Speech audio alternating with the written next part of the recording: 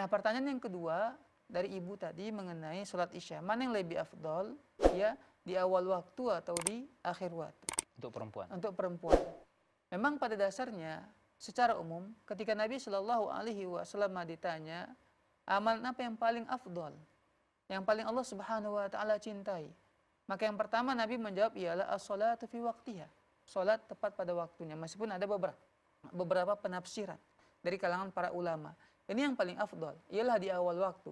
Hanya saja Nabi Shallallahu Alaihi Wasallam menjelaskan kecuali isya. Isya itu sebenarnya yang lebih afdol ialah kita sedikit mengakhirkannya, ya, mengakhirkan waktu sholat isya. Nah, bagaimana dengan wanita? Apakah dia lebih utama di awal ataupun di akhir? Kalau seandainya dia memang mampu di akhir dan bisa membiasakannya tanpa membuat dia lalai ketiduran sampai waktu isya umpamanya, maka silahkan dia mengambil sunnah ini, sholat di akhir waktu isya ataupun ya tidak di awal waktu isya.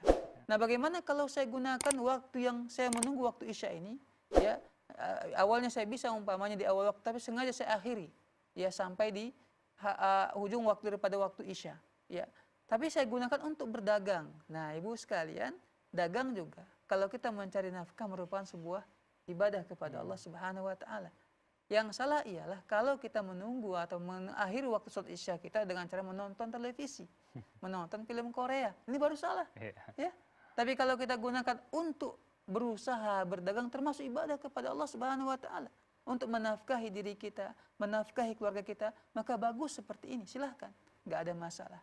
Tapi yang saya katakan lagi, yang jadi masalah kalau kita gunakan waktu yang menunggu ini untuk hal yang sia-sia, apalagi kalau dia untuk bermaksiat kepada Allah Subhanahu Wa Taala, seperti tadi kita sebutkan, ya, menonton film-film yang tidak bagus, mengumbar aurat, ya, dan sebagainya. Wallahu taala alam.